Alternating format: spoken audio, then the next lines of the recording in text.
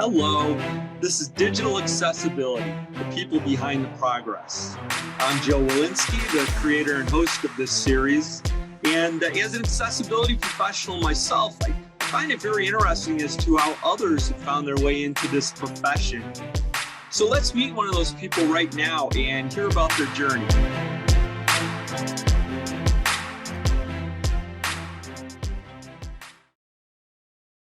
All right, well, here we go with another episode where I have the great opportunity to talk with another accessibility practitioner. And today I'm pleased to be speaking with Dr. Michele A. Williams. Hello, Michele. How are you today? I'm wonderful. How are you? Oh, it's pretty good. And it's another day in my office on Vashon Island, which is near Blink's headquarters in Seattle. Where are you talking to us from? Currently in Charlotte, North Carolina, but only for the next few days. All right, where are you usually located?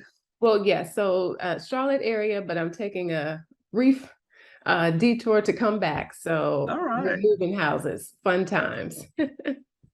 All right. Well, it's great to have you as part of the program. And usually the best place to start is if you'd tell us a little bit about what you're currently up to now. Awesome. So I am currently owner of M.A.W. Consulting LLC, making accessibility work. So as of 2020, right before the world events, I decided to branch out onto my own and provide my services in the form of independent consulting. So I've been able to do that, thank goodness, since then. And so I help with establishing accessibility programs, giving guided consulting, accessibility audits, and also training and workshops. Well, it's always a big leap to start doing that on your own. What have been some of the challenges besides starting it during a pandemic and that type of thing? Just that, besides, starting it during a global pandemic, I think also when you're a business owner, particularly starting with just yourself, you are everything. You wear all the hats. And so you may know your practice, but you don't necessarily know all the other ins and outs of running a business, particularly since I didn't necessarily go to business school before I did this. So a lot of learning and even introspection of myself as I go, but it's been wonderful. And I also meant to mention, I can't forget mentioning research, to user research too, which is pretty much my other career. So I'm sort of both UX research as well as accessibility consultant. Well, I definitely want to get a little bit more detail about that later in our discussion. But one of the areas I always like to find out about is how you became familiar with the concept of accessibility and then how you decided to make that part of your regular work life. Yeah, funny enough, I gave a talk not too long ago with a colleague called How Do I Know You Know Accessibility? Because we know that unfortunately it's not yet the mainstream thing, right? So everyone has a story. So my story is firstly that when I was coming out of high school, decided to get a computer science degree. I didn't even know quite what that was. I just knew to date myself, I came out of high school in 99. So obviously Y2K, all of that. I knew I was good at math. Let's do this computer thing. And so, and really enjoyed that, really enjoyed programming, but of course learned nothing about accessibility or even user experience. Even though I was doing that, I didn't realize at the time when I was making my outputs of my C program, spaced well and aligned and all of that. I was trying to make it easier for my professors to grade my homework. I thought I just wanted an A, but really I was doing user experience. But I decided to go to grad school after my bachelor's, which isn't always typical of folks who had those kind of computer degrees. They wanted to just start working. But I decided to get a master's of software engineering at Auburn University under Dr. Juan Gilbert, who's now at University of Florida. And somewhere along that path of him being our professor for a lot of our classes and our advisor, I just remember this moment of him asking, how would a person with a disability use what you all are making in terms of the assignment we were working on? And I'd never heard that question. At that point, I had at least heard about user experience and HCC and HCI, but hadn't heard about accessibility. And that just struck a chord with me. It made technology make more sense to me. It made what I was doing have more purpose. And as soon as that started to resonate, I knew that that's what I wanted to do. Now, I didn't go do it right away, but it always stuck with me that there's this idea that we could be making technology accessible to a group that we don't even often know about. And so that was somewhat the start of the journey, although fast forward 5 years before I actually got into it. Well, and so then what was the next milestone that brought you into actively working with it? So when I graduated with my master's, one of the things I was uniquely qualified to do was voice user interface design. Now, at the time, we didn't have the cool Alexa and Siri and all of that. That was more so those 800 numbers where you call like the post office or whomever and talk to a computer. And so I had a friend that was her passion, that was her dream job, and they were hiring. So I went, and it was in the area in Maryland where I'm from. So I was hired to do that. And I did that. I thought that would be my career. I was good at it. We were running along. But something happened. Maybe the economy shifted, I shifted, things just fell into place where I just remembered that passion I had for accessibility when I first learned about it. Again, I didn't even know where to start, where to go, what to do, but something just in me just said, you're doing a job you're in, and that could be a career, but it's not the career you wanted to do. It's not the career you told people you wanted to do even. I even remembered conversations with some mentors where I said, I'm going to do that disability work, but I didn't pursue it. And so I finally got to a point where I just said, no, I'm going to look into it. I realized I could not stay in that field without that passion. And so I just started looking up jobs, and I found one at a company that's now known as Level Access. At the time, it was called SSB Bart Group. And the biggest thing is they said, we'll train you. We'll train you to learn how to test against, at the time was more so Section 508, but WCAG. And it was something that was kind of entry level, but I didn't care. I wanted to learn more about this. And that was the moment, getting that job, working alongside people with disabilities, learning the standards, learning what I was supposed to be doing, what we were all supposed to be doing. And then eventually, about a year into that, I decided to go back to school one more time to finish out my doctorate. And so that's what my doctorate focuses on: human-centered computing, so UX research with a lens on accessible technology and disabled participants in research.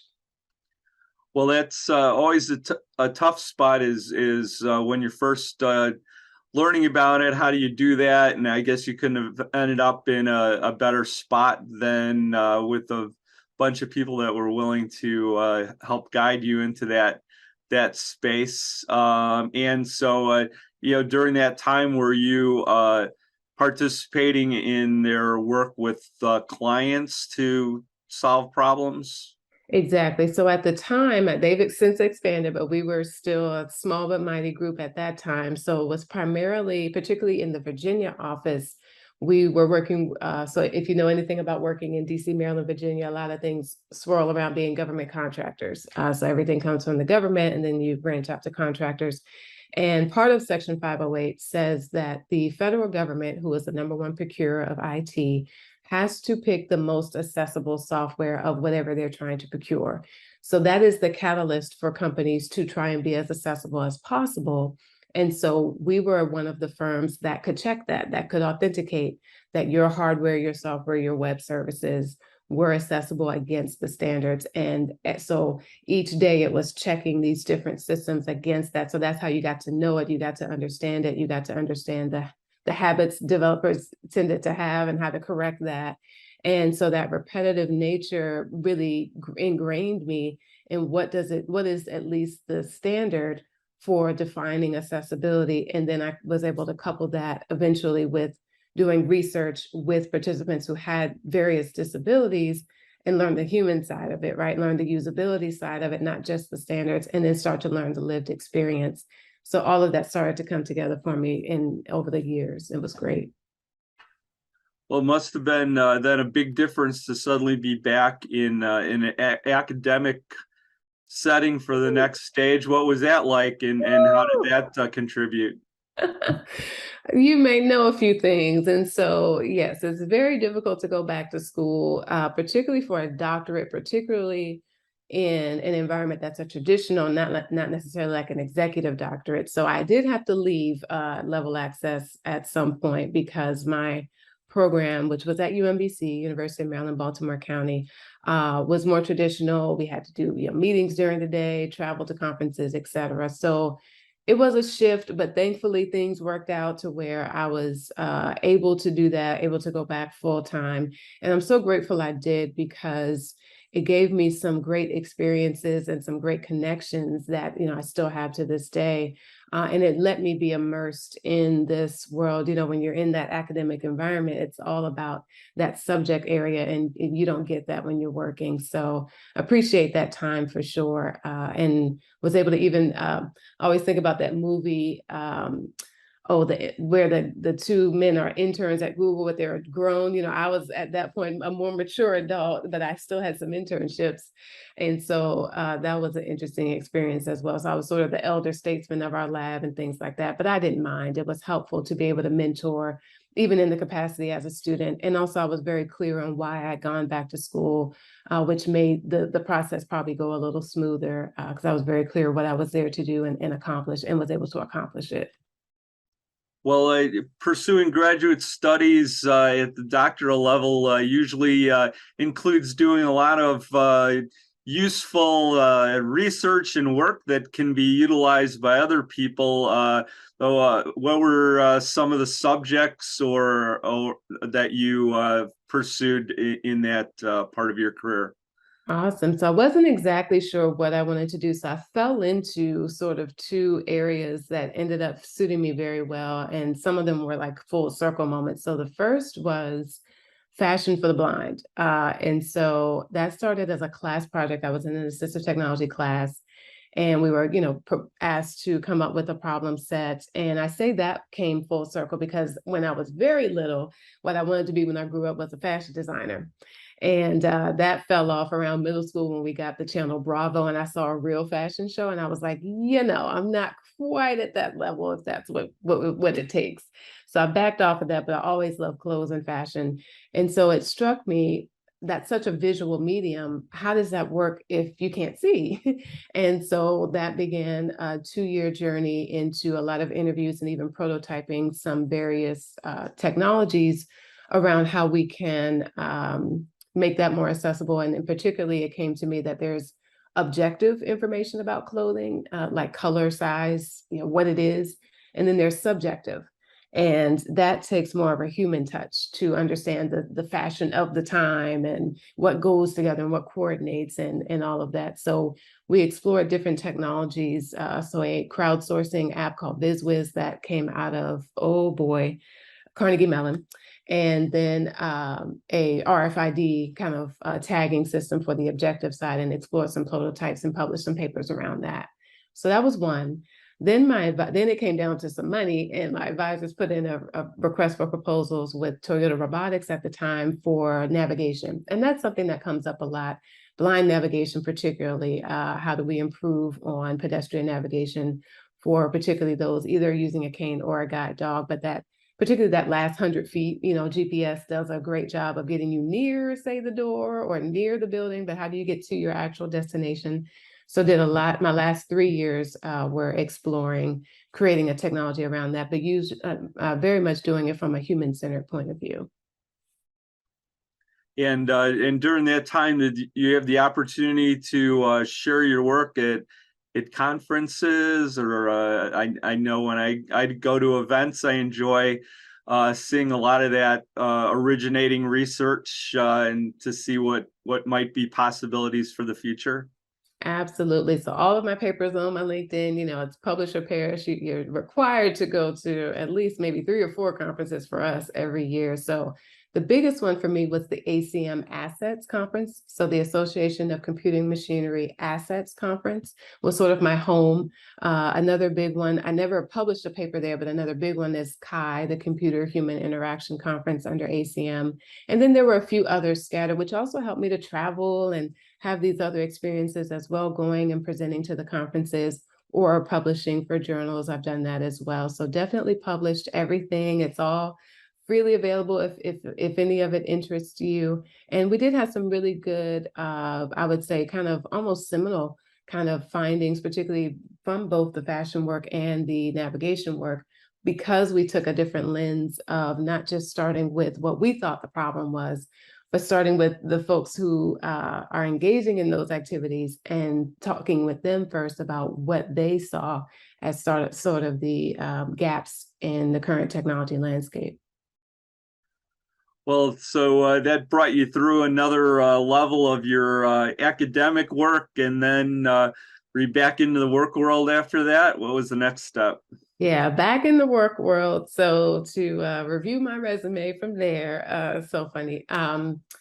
First stop was Intel for a little while, working in wearables. So again, another full circle moment of working in somewhat fashion, but from a technology lens. So that was really fun. They were doing a lot of kind of R&D type work there. But unfortunately, I kind of caught them at the tail end of that work, and then Intel decided to move in different direction. And so not long after that, I ended up at Pearson, the learning company.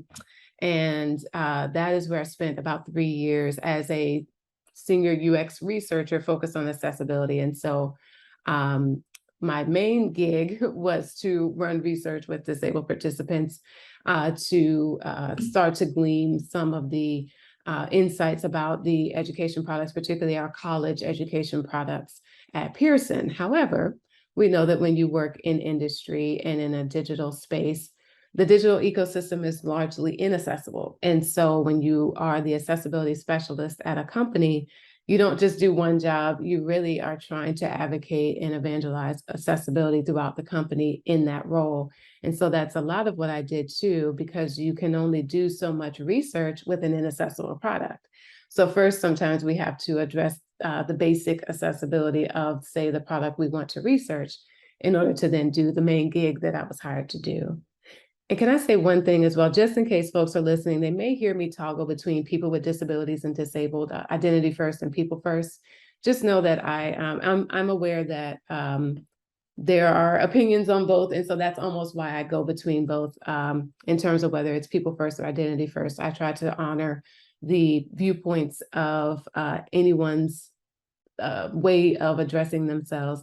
And I hope that one or using one or the other is not necessarily offensive, but rather trying to acknowledge that there are, at least right now, currently two ways to do that that are equally valid in their intentions and in their implementations and in people's feelings about them. So that's why I tend to toggle between the two. Well, thanks for that clarification. I think we tend to be in a community that is very receptive to anyone involved in moving things forward, and I think that's always the biggest banner or emblem we can have, is that we're showing in our work that we're actively contributing to having a more inclusive world for our products and services. Yeah, that's the thing. It's not even the language. The language wouldn't matter if we actually had the access. So yeah, that's the most important. So that brought you into you mentioned your work with Intel and Pearson, providing accessibility expertise in those areas. How did that differ from the work that you'd done earlier on a consulting basis? Were there some similarities or new challenges in taking that on? Interesting. So when working, for instance, at what's again now known as level access, in some ways, people are coming to you to ask about accessibility. So you don't have to make as much of a case. However, they're not still always concerned about accessibility. Sometimes they just want to be able to sell, this is a box they have to check to sell. Versus if you're coming in as an accessibility specialist to a company that doesn't focus on accessibility, sometimes you end up having to start to make the case first, and then you are able to really implement the work that you do. So different skill sets, but all of it is still, and the word that I always am mindful to bring up is ableism. All of it still goes back to the unfortunate fact that in society we have this devaluing of disabled bodies, right, or disabled minds. And so we don't see disability. There's Alice Wong's book, Disability in Invisibility. And so this idea of invisibility of disability still creeps in, no matter whether you're at a firm that's doing accessibility work or not. You still come up against these challenges of making people even see disability, see accessibility, and then implementing the work and educating around that. So different, but very similar still. Well, so we've come through a lot of different parts of your career, and now you have your own consulting organization. What are some of the things, looking back, that you maybe you've seen where you'd wish possibly the accessibility community had made larger strides, or maybe there are things you're exceptionally proud and excited about, or maybe just things in your own work that you're looking forward to. What's the future thoughts look like for you? Awesome. So I'll toggle between all of those. So what I see is, at least for now, finally, at least a more talk about even the word accessibility, was a mystery up until a few years ago. So even though WCAG came out 20 years ago, we're finally at a point where people even know the name, the word, and they understand that it doesn't just mean, I can access this on the train or on a tablet, right? They know it has to do with disability. So I'm excited about more people knowing more. I think it was Matt had a thought that I had as well, which is we need a lot of people knowing at least a little bit. And I think we're close to a lot of people knowing just a little bit.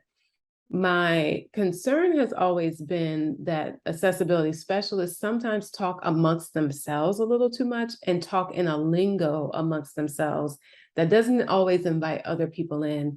So there's a lot of people that, for instance, are critical of how people program, how people are engaging in technology. But then sometimes we have a habit of, being so upset that we don't then reach out. And so that's part of what I try to do when I say making accessibility work. I want to make it such that it's not just that accessibility specialists are these knighted, like special group. It's more like everyone knows the basics, and then specialists do the hard stuff, because we have a hard time getting to the hard stuff because we're still teaching everyone the basics. So I want to make sure that it's clear, even if you make a mistake, we're not going to blast you. We want to just continue to encourage you so that everyone can just ingrain the basics into it. Then we can start getting to solving some of these other problems.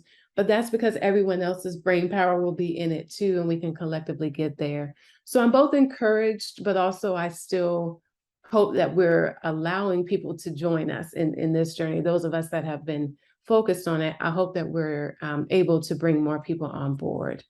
And so I see, and I also am encouraged by the group that's doing XR access, the trying to establish accessibility at the beginning of AR and VR, these new technologies, because we know that's where it starts. The standards and the creation of the foundation of these technologies, they often start without accessibility built in, and then we're always adding accessibility later. So it'll be wonderful if a new technology started accessible for once, and that could be the way that we just do things going forward. I'm sure that you keep busy on a regular basis, but are there any particular new projects or technologies or techniques that you're personally interested in exploring and learning more about? It's funny, I almost need to narrow down my focus, I realize, because it sounds like accessibility is a specialty, but then there's specialties within the specialty. And I do find that sometimes you can't learn it all. So I think that I've at least decided to somewhat lean more industry because I feel like, again, there's a opportunity to make sure that the technology people are using even right now is, we need that right now to be accessible because technology is too pervasive not to. So I'm encouraged by just anything that, any kind of tools, and I'm not talking about overlays like accessibility, but any other tools that will help make accessibility part of the design and development process for the tools that we create now. I'm also still very passionate about research because we say, for instance, bring in disabled users, and get their opinions, but there's something to doing that correctly, right? Again, if you're not familiar with disability, if you're not familiar with assistive technology, I've seen people come in and not even understand what was going on. Like you did all this to recruit someone. They sit down to use, say, magnification or a screen reader or voice control, and the person's just sitting there like, they're just amazed that the computer is talking in a different way, let alone understanding what's going on. So I still think there's a lot of education to come, but I'm excited about the opportunities to do that, online courses, all these other mechanisms we have to do that. So, and I'm going to be putting my, I'll just say that I'll be putting my perspective into some of those resources soon and very soon. Well, Michele, it's been a pleasure speaking to you today. I appreciate you taking the time to contribute to this, and hopefully we'll meet up in the future at a physical conference. Yeah, that'd be great. Thank you so much for the opportunity. And I hope this was insightful and encouraging and helpful to your viewers. Thank you very much. Hey, we did it.